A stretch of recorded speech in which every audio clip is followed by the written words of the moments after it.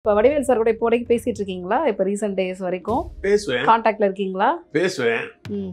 கொஞ்சம் வசதியெல்லாம் அதிகமாகி போயிடுச்சு அவனுக்கு. ஓகே. இப்பவும் அதே பழைய நட்போட அதே அன்போட நட்பு இருக்கிறாரா? இருக்கு. அவன் கொஞ்சம் கஞ்சன். இப்ப நீங்க வந்து ஒரு இடத்துக்கு வேலைக்கு போறீங்க. என்ன கேட்பா? சார் நான் அங்க வேலை செய்தேன், இங்க வேலை செய்தேன். எனக்கு இவ்வளவு சம்பளம் கொடுங்கன்னு கேட்பேன். திருப்பதிக்கு போனீங்கன்னா நீ சம்பளம் கொடுன்னு கேட்ப? இல்ல. காசு தூக்கி உண்டியல போட்டு காணிக்கை தான் கொடுப்போம். அங்க கொடுத்துட்டு வர.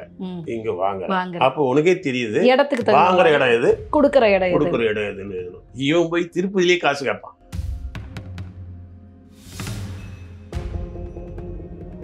நான் அவனை போடும் பொழுது முத படத்துல ஒரு 10,000 கொடுத்தேன். அதுவே வேணாம் சார், எனக்கு நீங்க ஃப்ரீயா பண்ணா போதும்.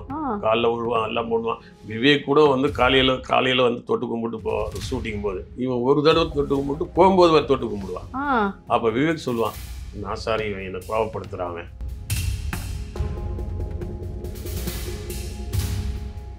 எனக்கு நல்ல படம் கொடுத்துட்டீங்க, அதனால எனக்கு அடுத்த படம் சம்பளம் கூட வேணாம்னா. ஐயோ அப்படிலாம் வேணாயா, எனக்கு பிசினஸ் ஆகுது, படம் நல்லா போகுது, அப்பதான் ஒர்க் பண்ற இதா இருக்கும் அப்படின்ட்டு ₹1 கொடுத்தேன். அவனுக்கு ஹார்ட் அட்டாக் மாதிரி. 1 லட்ச ரூபா கொடுத்தீங்க? ஆமா. 10,000 வேணாந்தவனுக்கு 1 லட்சம் கொடுத்துருக்கீங்க. சரி சார் அப்படின்னு சொல்லிட்டு இதுலயே போய் என்ன பண்ணிட்டான், 1 லட்சத்தை வச்சு கடன் வச்சு ஒரு கார் வாங்கிட்டான். வாங்கிட்டு கவுன்மணி செந்தில் சார்லாம் நடிக்கிறாங்கல்ல, அந்த காரை கொண்டு வந்து அந்த கார் இடிக்கிற மாதிரி நிறுத்துறான். நான் ஒருத்தர் எல்லாத்தையும் கேட்பேன், என்ன சார் வடிவேலை நீங்கள் தட்ட மாட்டீங்க, அவனை மிரட்டணும், நீங்கள் அவனை வந்து பேட்டி போட்டு கேரப்படுத்துங்க அப்படின்னா நான் சொல்லுவேன்.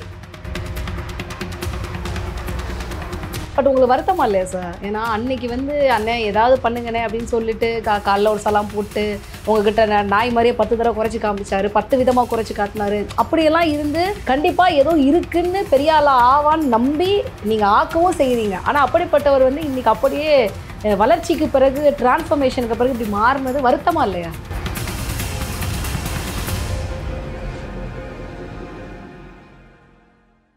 ரஜினி சார் வரைக்கும் வந்து வடிவேலுவோடைய அந்த வருஷம் அந்த இது வந்து பார்த்தீங்கன்னா காமெடி வந்து ரீச் ஆயிடுச்சு. நீங்கள் என்ன பண்ணிட்டீங்க, கோவை சார்லாம் வடிவேலு காம்பினேஷனில் இறக்கி படங்களை வந்து கொடுக்க ஆரம்பிச்சிட்டீங்க. அதுக்கப்புறம் இது என்னன்னா ஒரு தடவை என்ன ஆயிடுச்சுன்னா, தொடர்ந்து அவங்க பண்ணிட்டு இருக்கும்போது ஒரு சின்ன சேஞ்ச் இருக்கட்டுமேன்ட்டு கவுண்டமணி சாருடைய பையனா போட்டேன் வடிவேல. அப்ப என்ன ஆச்சு, கவுண்டமணி சார் பையன் வடிவேலுன்னா செந்தில் சார் வந்து வேற கேரக்டர் கொடுத்துட்டேன். அவன் செந்திலுக்கு யாரோ சொல்லியிருக்காங்க, வடிவேல் நல்லா வளர்ந்துட்டு வரான், கவுண்டமணி வடிவேல் ஒன்னா சேர்ந்தா அந்த காம்பினேஷன் ஒர்க் அவுட் ஆனா ஒண்ணு காலி பண்ணுவான் கவுண்டமணி செந்தில். அது நியாயம் தானே, பயம் இருக்கும். அவங்க ஜோடி தானே, அவங்க வெற்றி ஜோடி தானே. அந்த பயத்துல அவர் என்ன பண்ணிட்டாருன்னா, கவுண்டமணி சார்ட்ட சொல்லி வடிவேல் கூட நம்ம நடிக்க வேணாம், வடிவேல் எடுத்துட்டு சொல்லுங்க, நம்ம பண்ணிக்குவோம், நம்ம தான் ஒருத்த பண்றோம்ல, இந்த படத்துல வடிவேல் வேணான்னு புரியாத மாதிரி சொல்லிட்டாரு. கவுண்டமணி சார் கொஞ்சம் நாகரிகமாக தான் சொல்லுவாரு, ஏப்பா அவன் இல்லைன்னா 1008 பேர் இருக்கான் இல்லையா, இன்னும் கால்ஷீட் நாங்கள் தரோம் பண்ணிக்கலாம்ல, அவன் லொல்லுப்பா அப்படி இப்படின்னு எதை சொன்னாரு. இல்லைண்ணே அவன்கிட்ட ஒரு அட்வான்ஸ் வாங்கிட்டேன், இது அட்வான்ஸ் கொடுத்துட்டீங்க, அவன் 2வது இந்த டெஸ்ட்ல வேற எடுத்துட்டேன் இந்த படத்துக்குன்னு. திடீர்னு ஒருத்தனை வேணான்னாக்கா அவன் அப்செட் ஆகும் இல்லையா, என்னப்பா அது இது வேணும் பெரியவன் கிடைக்காதவள பெரிய இருந்தது ஒரு எதுவும் சொன்னார், இந்த இங்கிலீஷ் நடிக்கிறா அப்படி அப்படின்னாரு. எனக்கு என்னன்னா ஒருத்தன் போட்டுட்டு பாதியில் தூக்கக்கூடாதுன்னு ஒரு அதுல போக வந்து அவங்க 2 பேரும் வெளியில, அவங்க 2 பேரும் நான் அடுத்த படம் பண்ணிக்கிறேன். ஓ, அது என்ன படம் சார்? விரலுக்கு காலம் மாறி போச்சு. காலம் மாறி போச்சு. ஆமா, அதுலதான் அவங்க இல்ல, இவங்க 3 பேரோட காம்பினேஷன் காலம் மாறி போச்சு. பட் ஆனா காலம் மாறி போச்சு, காலம் கடந்தும் கூட இன்னைக்கும் அந்த படத்துல பர்டிகுலரா நீங்க சொன்னீங்கல்ல, இந்த ஜோடி வைரல் ஆகும், இவங்க 2 பேரும் சேர்ந்தா அது வந்து ஒரு டெம்ப்ளேட்டா கிரியேட் ஆகும்னு கெஸ் பண்ணீங்கல்ல. 2025 இருக்கோம் சார். நீங்க சொன்னா நீங்க சோஷியல் மீடியா பாக்குறீங்களான்னு தெரியல, இப்போ வரைக்கும் வந்து கணவன் மனைவியை பத்தி சில விஷயங்கள் அண்டர்ஸ்டாண்டிங் பத்தியோ இல்ல ஏதோ பத்தியோ பேசுறதுக்கு அவங்க 2 பேரோட காட்சிகள் தான் பயன்படுத்துறாங்க. இந்த கல்யாண மாலை கொண்டாடுவேன்னு சொல்லிட்டு ஒரு பாட்டு வரும், அதுல வந்து அந்த பாட்டை போட்டு எப்படி கோவை சார்ல வந்து வடிவேலை போட்டு பொழந்து எடுக்கிறாங்களோ அந்த சீனை வச்சு ரீக்ரியேட் பண்ணி இப்போ வரைக்கும் அது பெரிய மீமாவே கண்டினியூ ஆயிட்டு இருக்கு இன்னைக்கு வரைக்கும். 2025லயும் இருக்கு. இதெல்லாம் பாக்குறீங்களா? அது எப்படி நினைக்கிறீங்க? பாக்குறேன், கண்டிப்பா பாக்குறேன். அது கூட நான் கார்பரேஷன்ல வேலை செய்யும் போது அது இன்ஸ்பிரேஷன் தான். ஆமா, அதுல வந்து அவர் கொசு மருந்து அடிக்கிறவரா இருப்பாரு. இல்ல, நான் உண்மையிலேயே கார்பரேஷன்ல ஹெல்த் இன்ஸ்பெக்டரா இருக்கும்போது ஒரு வீட்டுல ஒரு அம்மா, எப்பயுமே நாங்க அந்த வீட்டுல போன உடனே ஒரு கட்டம் போட்டு இந்த வீட்டுல ஆண் எவ்வளோ பெண் அதாவது ஹெட் ஆஃப் தி ஃபேமிலி ஆண் போட்டு பெண் போட்டு குழந்தைகள் இவ்வளோ பேர் இருக்காங்கன்னு ஒரு கட்டம் போட்டு எழுதி நாங்கள் நோட்ஸில் எழுதிட்டு வருவோம். சரி. அப்போ எழுதும்போது ஒரு அம்மா சொன்னாங்க, என் பேரை போடுங்க, குழந்தைங்கள் பேர் போடுங்க அப்படின்னாங்க. சரி. பேரே வீட்டுக்காரர் இல்லையா? இருக்கிறாரு, செத்து போயிட்டாரு. அப்படி இருக்கிறாரு, செத்து போயிட்டாரா? என்னம்மா இருக்கிறாரு, செத்து போயிட்டாரு. ஒருவேளை டைவர்ஸ் அந்த மாதிரி நினைக்கிறேன். இருந்தா நம்ம பேர் போடணுமா அப்படின்னு. இல்லைங்க, இல்ல வச்சுக்கிட்டா இல்லைன்ற அப்படின் போது உள்ள போதையிலே அப்படியே வெளியில் வர்றாரு. இருந்தும் இல்லை. இருந்தும் இல்லை. அவர் வெளியில் வந்து, ஏய் என்னடி என் பேர் சார் இப்போ இருக்கிறேன் பாருங்க சார் அப்படின்னு சொல்லிட்டு என் பேர் எழுதுங்க. உடனே நான் மேலே எழுதுறேன். இந்த அம்மா கீழே போடுங்க, நான் மேலே குடிகார போயிடு அப்படின்ட்டாங்க. அது அவங்க கீழே எழுத சொல்றாங்க. சரின்ட்டு நான் எழுதிட்ட உடனே அவங்க உள்ள போறாங்க. இல்லை உள்ள வாயா அப்படின்ட்டு உள்ள போனா என்ன ஆச்சுன்னு தெரியாது. நான் போயிட்டேன். போயிட்டு இந்த எல்லார்கிட்டையும் வேலை செய்துட்டு போகும்போது திடீர்னு ஓடி வராரு. என்ன சார் என்னை தனி விட்டு வந்துட்டேன். என்னையா பண்ண, நீ வந்துட்டு பிறகு என்ன நடந்தது தெரியுமா சார்? உள்ள வச்சு குமரு குமருன்னு குமருட்டா சார். என்ன சார் அது அப்படி இப்படின்னு. சரியா, நான் இப்போ வேலை முடிஞ்சு போச்சு, நான் புறப்படுறேன் அப்படின்னு. உட்காருங்க சார், என் பிரச்சனை தீர்த்துட்டு போறீங்க அப்படின்னு உட்காந்து புலம்ப ஆரம்பிக்கிறேன். ஸோ அதுதான் வந்து பார்த்தீங்கன்னா நீங்கள் சீனா ரீக்ரியேட் பண்ணீங்க. இப்போ வடிவேல் சார் கூட இப்போதைக்கு பேசிட்டு இருக்கீங்களா? இப்போ ரீசெண்ட் டேஸ் வரைக்கும் பேசுவேன். கான்டாக்ட்ல இருக்கீங்களா? பேசுவேன். கொஞ்சம் வசதி எல்லாம் அதிகமாகி போயிடுச்சு அவனுக்கு. ஓகே. இப்பவும் அதே பழைய நட்போட அதே அன்போட இருக்கிறாரா? இருக்கு. அவன் கொஞ்சம் கஞ்சன், சம்பாரிச்சு எல்லாத்தையும் வச்சுக்குவான், அவனே அனுமதிக்க மாட்டான் இல்லையா? புரியுதா? வந்து கொஞ்சம் அவனுக்கும் கவுண்டமணி சாருக்கும் 2 வித்தியாசம் இருக்கு. என்னது சார்? ஏன்னா 2 பேரும் நடிச்சிருக்காங்க. என்ன வித்தியாசம் இருக்குன்னா, இவனும் நல்ல நடிகர், அவரும் நடிகர் தான்.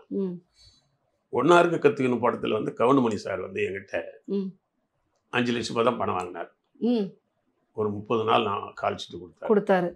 உடனே ஏவிஎம்ல நான் ஏற்கனவே வேலை செய்திருக்கேன் 1 வருஷம் ஆரம்பத்துல. சரவண் சார் கேட்டார், இந்த மாதிரி எஜமான் படத்துல நான் நடிக்க கேட்குறேன், அவருக்கு எவ்வளோ? நான் அவர்கிட்ட வேலை செய்தனால உண்மையை சொல்ல வேண்டியதா இருக்கு. இல்லை சார், 5 ரூபாய் தான் நான் அண்டர்ஸ்டாண்டிங்கில் கொடுப்பேன், 30 நாள் கழிச்சுட்டு வாங்க. எஜமான்ல 30 நாளைக்கு வந்து 50 லட்சம் கேட்குறாரு அவரு அப்படின்னு கேட்டாங்க. நான் 5 லட்சம் தான் கொடுத்தேன், ஆனால் இது வெளியில் சொல்லாதீங்க சார், அவன் ஒரு மாதிரி நடிக்க போறாரு. சரி. உடனே கூப்பிட்டு போய் கவுண்ட் பண்ணிட்டு கேட்குறாங்க, என்னப்பா நீ சிகரெட் 5 லட்சம் வாங்கல? அப்படியே கேட்டாங்க. என்கிட்ட வந்து 30-40 கொடுன்னு கேட்குறேன். சார் விசேகர் படத்துல நான் கதாநாயகன், உன் படத்துல வந்து ரஜினி தானே கதாநாயகன், நான் பொட்டி தூக்குறேன்ல, இப்போ ரஜினி கேரக்டர் என்கிட்ட கொடுங்க, அவர் பொட்டி என் பின்னாடி தூக்கட்டும், அதையும் 5 ரூபா வாங்குறாரு.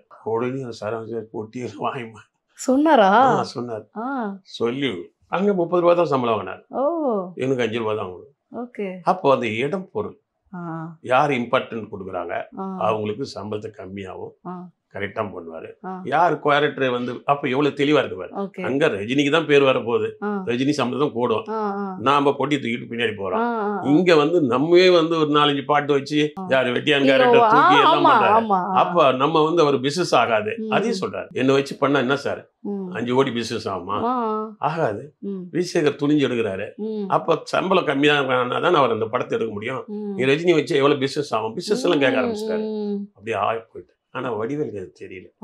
நான் அவனை போடும் பொழுது படத்துல ஒரு 10,000 கொடுத்தேன். அதுவே வேணாம் சார், எனக்கு நீ ஃப்ரீயா பண்ணா போதும், காலைல விழுவான் எல்லாம் போடுவான். விவேக் கூட வந்து காலையில வந்து தொட்டு கும்பிட்டு போ ஷூட்டிங் போது, இவன் ஒரு தடவை தொட்டு கும்பிட்டு போகும்போது தொட்டு கும்பிடுவான்.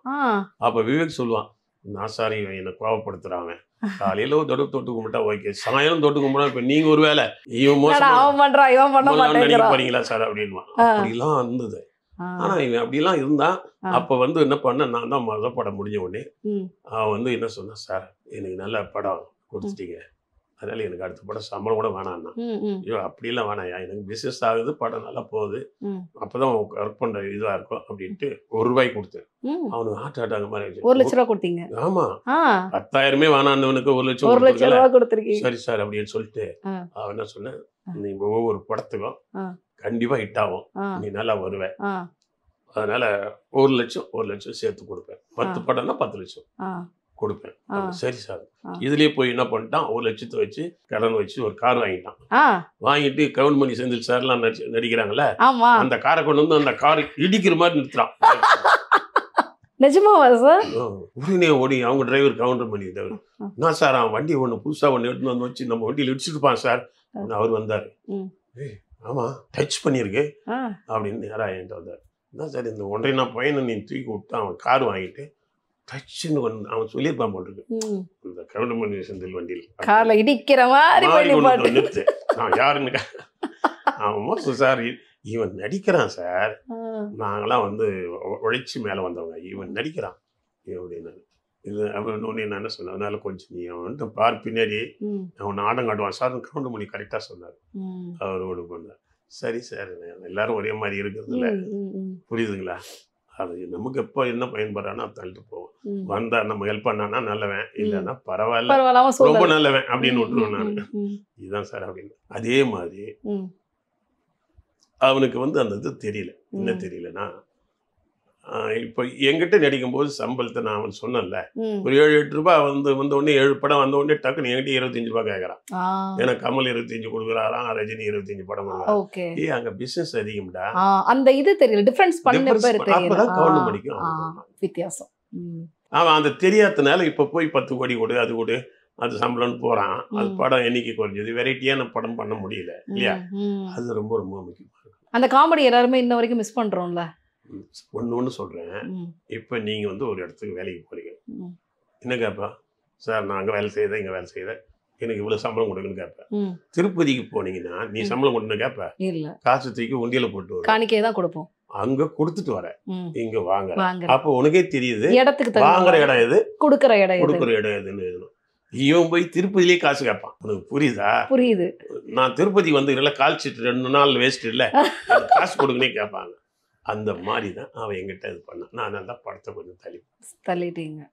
ஆனால் பட் நடிகர் தான், நடிகராக இருக்கிறவங்களுக்கு கூட தெளிவு இருக்கணும். பட் உங்களுக்கு வருத்தமா இல்லையா சார்? ஏன்னா அன்னைக்கு வந்து அண்ணே ஏதாவது பண்ணுங்கண்ணே அப்படின்னு சொல்லிட்டு காலைல ஒரு சலாம் போட்டு உங்ககிட்ட நாய் மாதிரியே 10 தடவை குறைச்சி காமிச்சாரு, 10 விதமாக குறைச்சி காட்டினாரு. அப்படியெல்லாம் இருந்து கண்டிப்பாக ஏதோ இருக்குன்னு பெரிய ஆளா ஆவான்னு நம்பி நீங்கள் ஆக்கவும் செய்கிறீங்க. ஆனால் அப்படிப்பட்டவர் வந்து இன்னைக்கு அப்படியே வளர்ச்சிக்கு பிறகு டிரான்ஸ்ஃபர்மேஷனுக்கு பிறகு இப்படி மாறினது வருத்தமா இல்லையா?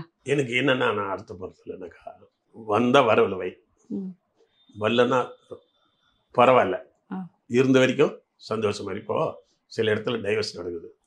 எப்படி நடக்குது?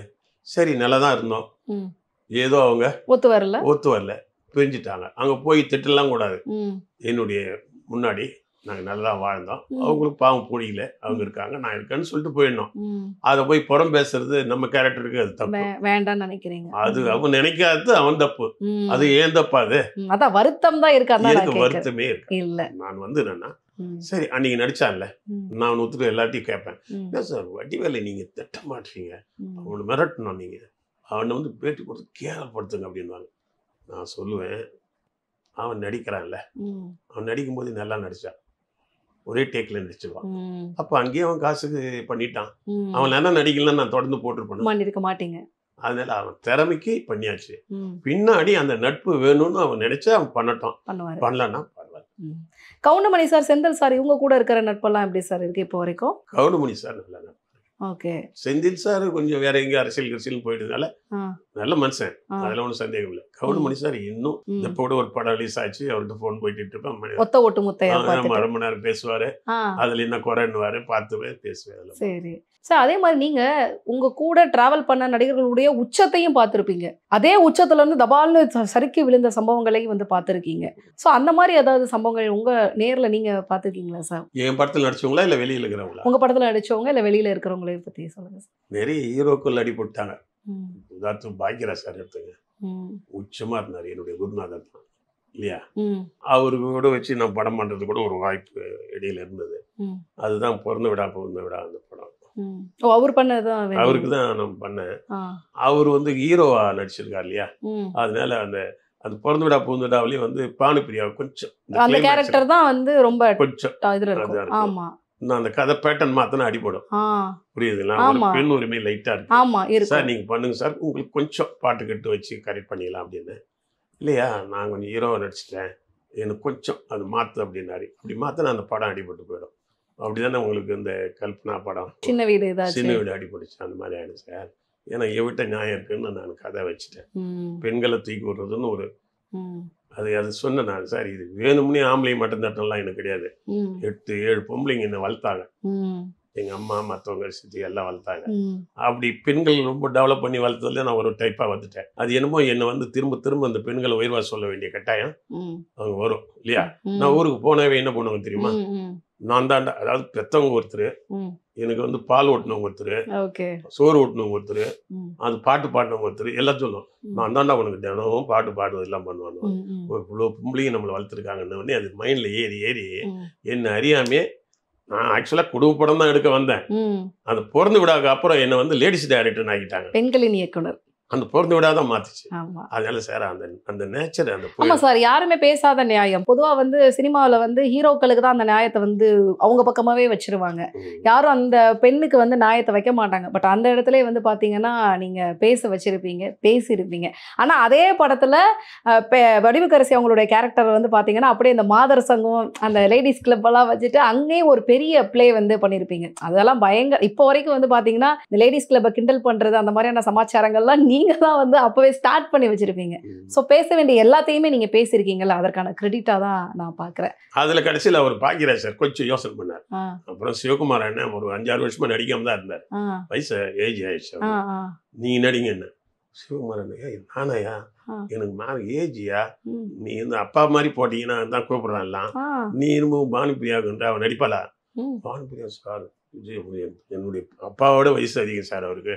அவரு கூட எப்படி சார் நடிக்கிறது வந்து பானுப்பிரியா? பாக்கியராஜ் ஏமா அவர் கொஞ்சம் கேரக்டர் இப்படி பண்ணுறேன்னு சொல்கிறாரு அப்படின்னு ஒன்று அவர் சிவகுமாரனை கூப்பிட்டு, எப்பா நான் போட்டால் பிஸ்னஸ் ஆகாதுப்பா, ரொம்ப ஓப்பனாக பேசுனார். பிஸ்னஸ் ஆகாதப்பா பாக்கியராஜ்னு உனக்கு நிறைய பிஸ்னஸ் எல்லாம் விடுங்கண்ணே, நான் பணத்துக்கெல்லாம் ஆசைப்பட்டதில்லை, நல்லா எடுக்கணும் அவ்வளோதான் அப்படின்னு நினச்சி கன்வின்ஸ் பண்ணிட்டீங்க. கன்வின்ஸ் பண்ணி அப்புறம் நடிக்க வச்சு பானுப்பிரியாவை எப்படி சம்மதிக்க வச்சிங்க?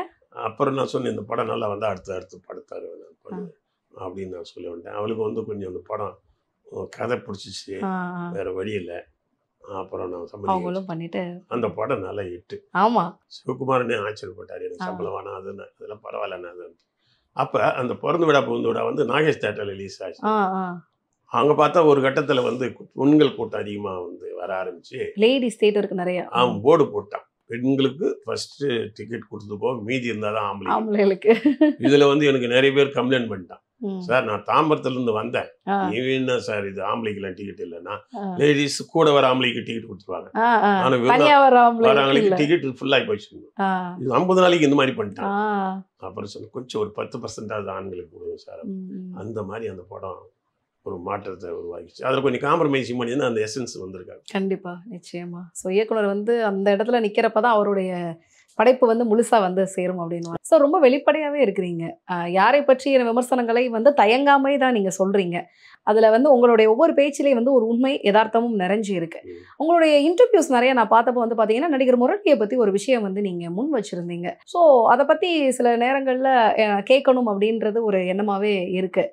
ஏன்னா பெண் ஆசை இருக்குது அப்படின்னு சொல்லிட்டு உச்சத்தில் இருந்த ஒரு நடிகரை பற்றி நீங்கள் சொல்கிற விஷயத்தை பற்றி நான் பேசணும் அப்படின்னு நினைக்கிறேன் சார். ஏன்னா நீங்கள் தான் சொல்லியிருக்கீங்க, வெளியில் இருக்கிறவங்க 1000 பேசுவாங்க, நமக்கு தானே தெரியும் அப்படின்னு சொல்லியிருந்தீங்க. ஸோ அந்த ஒரு எண்ணத்தில் கேட்குறேன். ஒரு நல்ல ஒரு சினிமா டைரக்டருடைய பையன், நல்ல நடிகை, ஆமா, நல்ல பர்ஃபார்மன்ஸ், பூவிலங்கெல்லாம் நல்லா நடிச்சு அவன் பெரிய ஆளா வர வேண்டியவன்.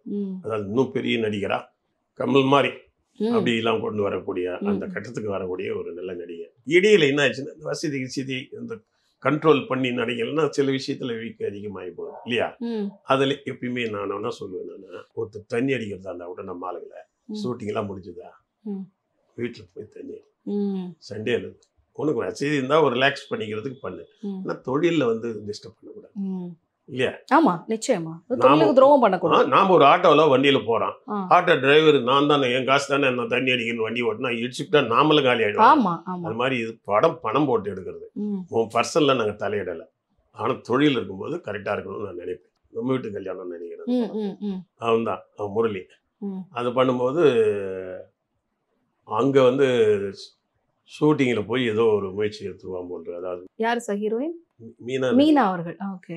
இவனுக்கு ஒருத்தர் அண்டர்ஸ்டாண்டிங் வரலன்னா அதுக்காக ஷூட்டிங் ஓட்டி இவன் போகலாமா இல்லையா? தவறு. அவன் டக்குன்னு போயிட்டான். எங்களுக்கு வந்து அங்கே ஷூட்டிங் முடியல, ஊட்டியிலேருந்து நான் எல்லாத்தையும் பேக்கப் பண்ணிட்டு வந்து எனக்கு ஒரு ஆர்டிஸ்ட் இல்லாமல் நீங்கள் எல்லாத்தையும் பேக்கப் பண்ணிட்டு வந்தீங்க அவர் போயிட்டு. அது பாட்டு எடுக்கிற இடம். அது எனக்கு ரொம்ப வருத்தமாகி போச்சு. அதுக்கப்புறம் தான் போட்டு அவனை பேட்டி எடுத்து எல்லாம் பண்ணி விட்டுனேன். இது ரொம்ப தப்பு. ஒருத்தர் நஷ்டப்படுத்துறல. ஏன்னா இப்போ பிளே பாய் இல்லை, கிறுக்கன் மாதிரி ஆகிடும்.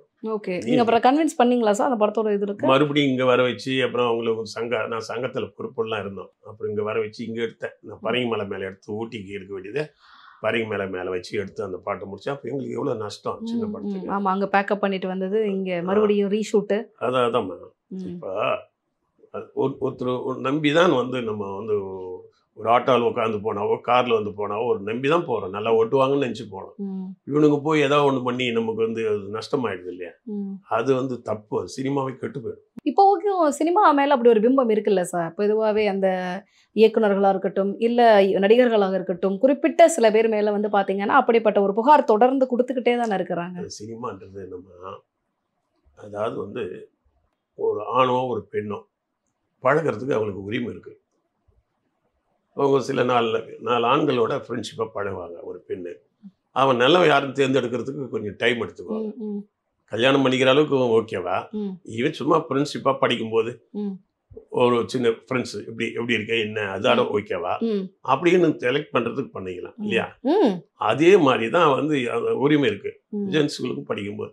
அதே மாதிரி சினிமாலையும் வந்து அந்த மாதிரி இருக்குது. ஆனால் சினிமாவில் பர்டிகுலராக வந்து அரசியலையே வந்து ஆம்பளை ஆதிக்கம் அதிகம், ஆண் ஆதிக்கம் என்ன இருக்குன்னாக்கா, இப்போ உதாரணத்துக்கு சொல்கிறேன், ரஜினி சாரும் வந்து ராதிகாலாம் ஒரே பீரியட் தான். ராதிகாவும் பாரதிராஜாவால் மூலியமாக வந்து நல்லா வந்து இன்ட்ரடியூஸ் ஆச்சு, ரஜினி ஒன்றா. அப்போ 2 பேருக்கு ஒரே சம்பளமாக தான் இருந்தது. இப்போ ரஜினிக்கு 200 கோடி 150 கோடி, ராதிகாவுக்கு என்ன கொடுப்பீங்க? அம்மா கேரக்டர் கொடுக்குறேன் இவ்வளோபான்னு தான் சொல்லுவீங்க. புரியுதா? குஷ்புக்கு வரும்போது நல்லா இதுவாக இருந்தது. ஒரு கட்டத்துக்கு மேலே வயசாகி போச்சு. இவங்களுக்கு மட்டும்தான் வயசாகுமா? இவங்களுக்கு பெண்களுக்கு மட்டும்தான் வயசாகிட்டே இருக்கு சினிமாவில். இதை விட வெக்கக்கேடு ரஜினிக்கு அம்மாவா நடிக்க போச்சு ராதிகா. இது எப்படி ஆகி போச்சு பாரு. அப்போதான் எங்கிட்ட நடிக்க வரும்போது அதனால தான் எங்கிட்ட எல்லா நடிகையும் நடிச்சிச்சுங்க. எது ரேகா, கனகா, ராதிகா, அதுக்கப்புறம் சில்க் சுமிதா, அதுக்கப்புறம் ரோஜா, அது அப்புறம் மீனா, பானுப்பிரியா, மனோரமா அவர்கள், குஷ்பு, அந்த மாதிரி வடிவக்கரசி, குஷ்பு இந்த மாதிரி ஏகப்பட்ட பேர் நடிச்சிருக்காங்க. இவங்கெல்லாம் என்ன என்கிட்ட வரும்போது என்ன பண்ணுவாங்கன்னா, நான் சம்பளம் சொல்லிடுவேன், உங்களுக்கு ரெஸ்பெக்ட் கொடுப்பேன், என்னால் முடிஞ்ச சம்பளம், உங்களுக்கு தான் பட்ஜெட், ஆனால் படத்தில் நல்ல உங்களுக்கு கட் அவுட்லாம் அவனை வச்சு எல்லாம் பண்ணுவேன் அப்படின்னு அவங்க வந்து ரொம்ப ரெஸ்பெக்டாக அவங்களுக்குள்ள வெளியில் சொல்ல முடியாது. என்ன தெரியுமா, நம்ம கூட நடித்தான் ரஜினி 100 கோடி, கமல் 100 கோடின்றான் இல்லையா? நம்ம அவன்கிட்ட போய் கெஞ்ச வேண்டியதாகுது. எனக்கு ஒரு கேரக்டர் ஒன்று சொல்லியான்னா, எனக்கு அம்மாவை நடிக்கிறியா, எனக்கு சித்தியா நடிக்கிறான்னு கேட்குறானுங்க. இவங்க மட்டும் என்ன இவனுங்க, சரி சார் நல்லா பண்ணுறாரு, நீங்களாம் பார்த்து எதாவது கொடுங்க அப்படின்னு உங்ககிட்ட வரப்ப இது. ஏன்னா அந்த கேரக்டரோட வேல்யூ வந்து நீங்கள் ஆட் பண்ணுறது. அதோட ஒரு பெரிய புரட்சி ஒன்று. அது நான் பண்ணேன்னு சொல்கிறத விட இப்போ உங்கள்கிட்ட சொல்கிறேன். சொல்லுங்கள். என் கம்பெனியில் ஒரு ரூல்ஸ் என்ன சார்? பொம்பளைக்கு ₹1 சம்பளம் அதிகம், ஆம்பளைக்கு ₹1 கம்மி தான் டோட்டலாக. Super sir. அது எவன் வந்தாலும் சரி, எவ்வளோ பெரிய ஹீரோ வந்தாலும் சரி வந்தாலும் அதான் அது எல்லாமே உங்களுக்கு சின்ன வயசுலேருந்து நீங்கள் கற்றுக்கிட்ட அந்த பொது உடைமை. அப்போ பண்ணும்போது என்னன்னா அவனுக்கு சொல்கிறான், சார் உன்னோட நல்லா நடிக்குதுங்க, சீக்கிரம் வந்து ட்ரெஸ் பண்ணிட்டு வந்து நிற்கிதுங்க இல்லையா, ஆப்சண்ட் ஆக மாட்டேதுங்க, நீ என்ன பண்ணி மட்டும் இது பண்ணுற, ஈக்குவலாக இருக்கும் இல்லைன்னா குறையும். அது எதனால் அது வந்துச்சுன்னா, என்னுடைய டாக்டர், உனக்கு ஒரு டாக்டர் ஒரு பையன், நான் ஒரு வீடு கட்டிகிட்டு இருந்தேன், என் டாக்டர் சூப்பர்வைஸ் மாதிரி பண்ணும், அது வீட்டு பார்த்துக்குமா அப்படின்னு. சரி. பண்ணும்போது அது சம்பளம் கொடுக்கும்ல, அது டெய்லி பார்க்க முடியல. காலையில் அது உள்ளே வந்த உடனே பொம்பளைங்களும் ஆம்பளைங்களும் சேர்ந்து அந்த பில்டிங் கட்டுவாங்க. பண்ணும்போது ஒரு பொம்பளை வரும், அது வந்து உட்காந்துட்டு இந்த குழந்தை அழறில்ல, அதெல்லாம் பால் கொடுத்துட்டு சோறுலாம் ஊட்டிட்டு அப்புறம் அந்த மண் தூக்கி மேலே சுமந்துட்டு போய் வீடு வேலை எல்லா வேலையும் செய்யும். மறுபடியும் 1 மணி ஆச்சுன்னா அந்த இதுல போட்டிருக்குல்ல குழந்தைய அதை எடுத்து அதெல்லாம் பண்ணிட்டு மறுபடியும் வேலை செய்யும். மறுபடியும் 7 மணிக்கு மேலே என்னன்னா, எங்கள் வீட்லேயே பின்னாடி ஒரு அடுப்பு இருக்கு, அதில் சோறு ஆய்க்கும், அதுவே ஆக்கி அவங்களுக்குள்ள எல்லாம் எடுத்துக்குவாங்க பொழுது, அது வேலை முடிஞ்ச உடனே இது பார்க்குது. அது இந்த ஆம்பளை இருக்கான்ல, அவன் வந்து அப்படி வேலையில் அப்படி வரும்போது தம் அடிக்கிறதுக்கு ஒரு 10 நிமிஷம் போயிடுவான்.